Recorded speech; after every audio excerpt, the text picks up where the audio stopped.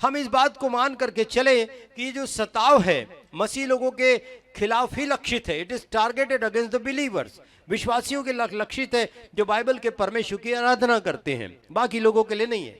If you are the true worshipper of God, the tribulation is for you, जिसमें यहूदी और ईसाई दोनों सम्मिलित हैं। और एक पतन, विद्रोह और धर्म त्याग का समय होगा। एक पतन का मतलब स्पिरिचुअल डाउनफॉल का टाइम होगा, विद्रोह मतलब रिबेलियन का टाइम होगा, रिवोल्ट का टाइम होगा। और क्या होगा?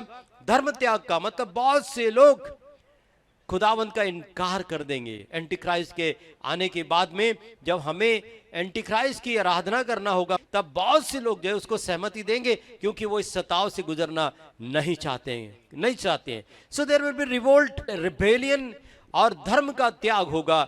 ये चीज को आप अच्छी तरह से यहाँ पर समझ करके चले। और फिर 21 वचन आज का हमारा विषय है, क्योंकि उस समय ऐसा बड़ा संकट होगा, God will allow people to go through the time of persecution, और लोग उसमें से गुजरेंगे। ऐसा अनुमति देने में खुदावंत का लक्ष्य जो है मसीह की दुल्हन, अपने बेटे प्रभु यीशु मसीह के लिए एक शुद्ध, उज्जवल, निष्कलंक, बेदाग, बेझुर्री दुल्हन को तैयार करने के विषय में है। सो खुदावंत क्या कर रहा है?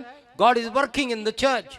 परमेश्वर चर्च को बना रहा है to present the church to himself as an radiant church। हम में से कई लोगों के लिए, जिसमें मैं भी शामिल हूं, अभी तक हम अपने जीवन में उस स्थान पर नहीं पहुंचे।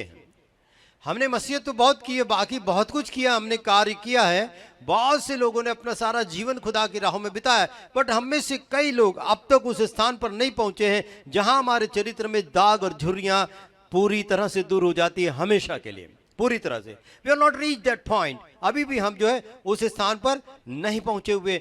क्लेश से क्या होता है? क्लेश का अंतिम लक्ष्य क्या है? चरित्र निर्माण। क्लेश से क्या उत्पन्न होता है? धीरज उत्पन्न होता है, और धीरज हमारे कैरेक्टर का एक गुण है, चरित्र निर्माण जिसको हम कहते हैं। So we don't get out of tribulation.